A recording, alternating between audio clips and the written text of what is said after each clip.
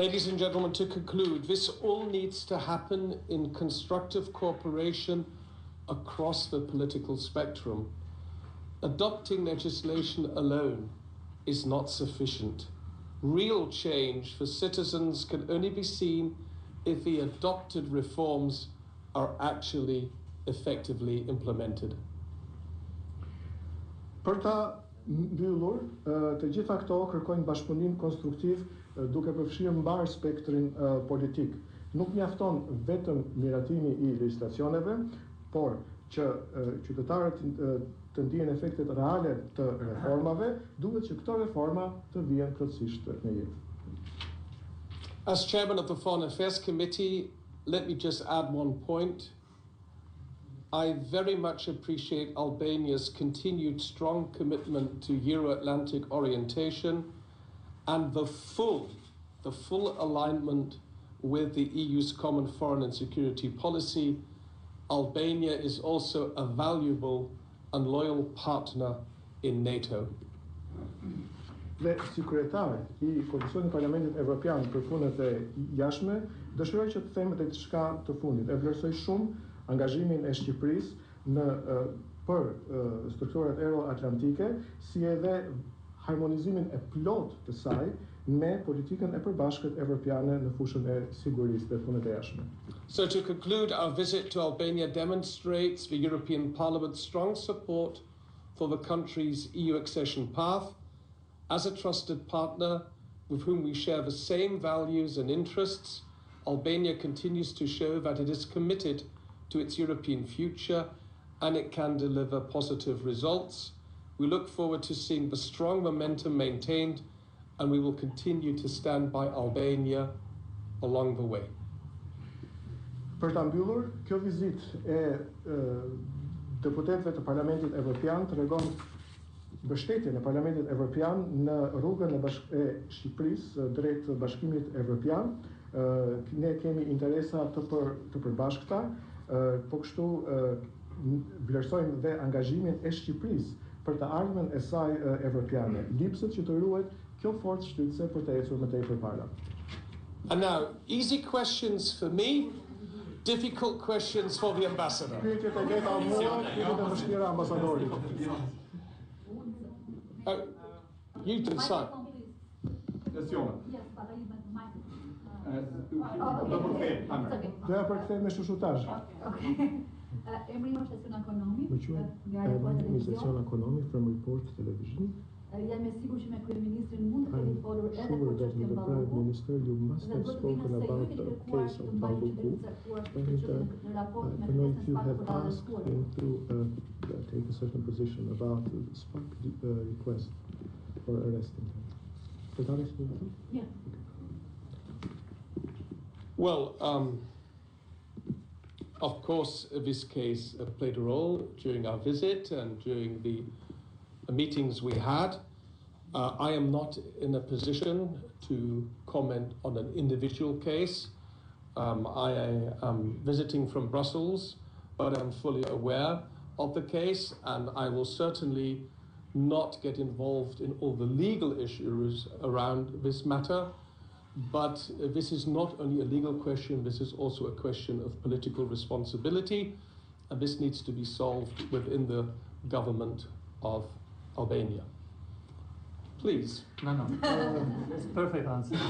Kjo është diçka që ka luajtur një rol në vizitën tonë dhe në takimet tona këtu.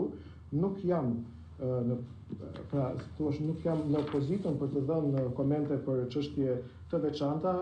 Vërtet që vi nga Brukseli, jam në dieni të kësaj çështje, por do thosha që është një çështje që nuk ka të bëjë vetëm me aspekte juridike, por edhe me aspekte politike.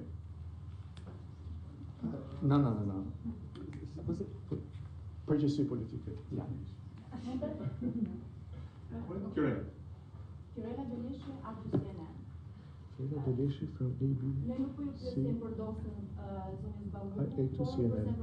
We won't ask you about the Balluku case, but about the legal proceedings and procedures that Mr. Rama has taken in the parliament following the suspicions ruled by the court to suspend Ms. Barluku from government office. There is now a specific action through which Mr. Rama wants to prevent judges and prosecutors from suspending members of the government or the Prime Minister, including the Prime Minister, members of the government, the head of the Supreme State Audit Institution, officials. Is this way chosen by the PM Rama, because he was the one to sign this, a form of action to block the work made by SPAC, which, and does it go against what you said, that the fight against corruption should not be blocked by politics? And the second question is, will you meet with Mr. Berisha today? I think for the first part, this is really now. This is a piece in the parish.